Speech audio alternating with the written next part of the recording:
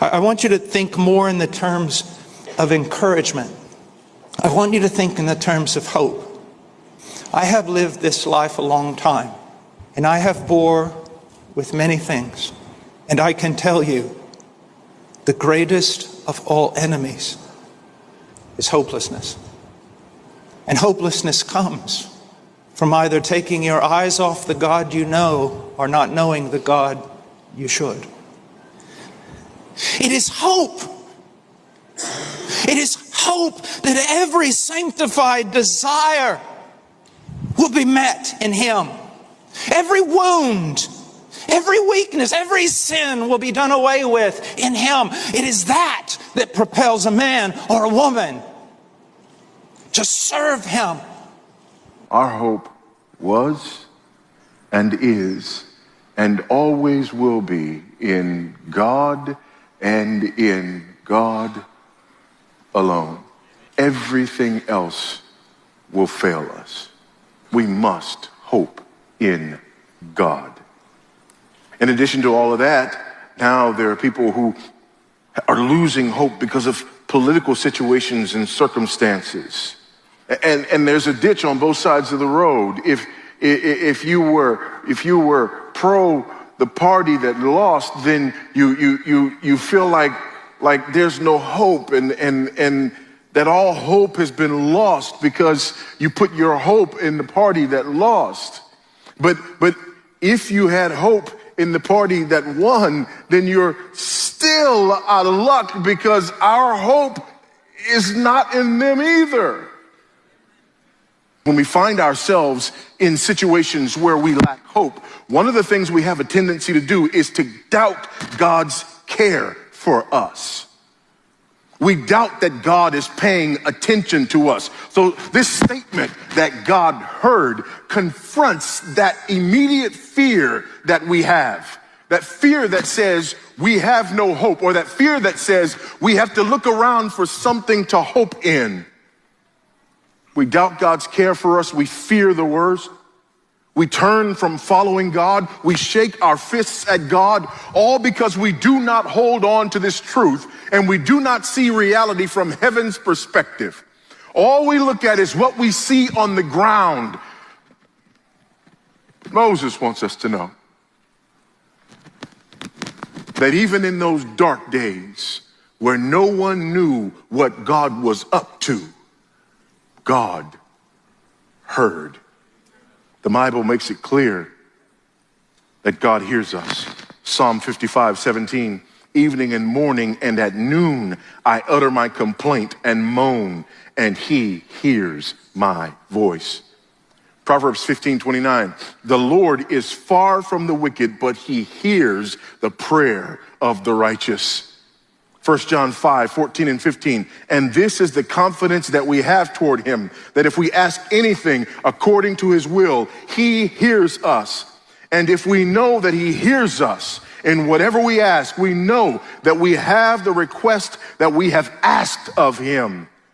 Beloved, it is a privilege to be heard by God. And let me say this. If you have to read the rest of the text in order to have hope, you've missed something. Because if we just stopped right there, this would be good news. Amen? It is a privilege to be heard by God. The God who upholds the universe hears us. Can you imagine? And we know that all things work together for good to those who love God, to those who are the called according to His purpose. Now, one of the things that jumps out at me about this verse is the strength of conviction that the apostle expresses when he writes these words. You know, it wasn't that he said, I sure hope that everything's going to come out well in the end, or I believe that things will work out according to the will of God.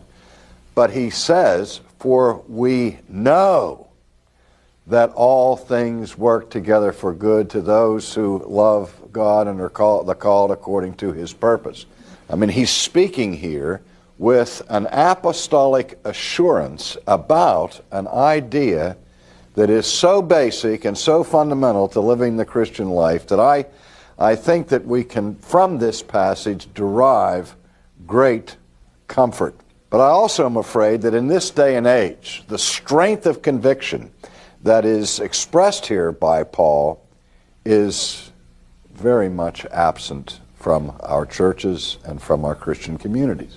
And there's been a striking change in our cultural understanding of the way in which our lives relate to the sovereign government of God. Some of you in recent years had the opportunity to see the series on television, the mini-series on the Civil War. And one of the most moving segments of that series was when the narrator read letters that have survived from soldiers of both sides of the conflict in the war between the states, as they would write home to their loved ones, to their wives, or to their mothers or fathers on the eve of a battle. And they would talk about their concerns and about their fears and their apprehensions. And yet they would say frequently in these letters, "But my life is in the hands of a good and benevolent providence, and to him do I trust myself, body and soul." There was a time when people settled this country and they would name a city Providence, like the town in Rhode Island. But who in the world would do that in our culture today? The whole idea of divine providence has all but disappeared from our culture. And that's a tragic thing. I think if any way in which the secular mindset has made inroads into the Christian community, it's with a worldview that assumes that everything that happens out there happens according to fixed natural causes. And God, if he is anywhere doing anything, is above and beyond it all, and he's just a spectator up in heaven looking down and perhaps rooting us on and cheerleading for us, but he has no immediate control over what happens here. Whereas the Christians of the church of all centuries have always had an acute sense that this is our Father's world, and that the affairs of men and nations, in the final analysis, are in his hands.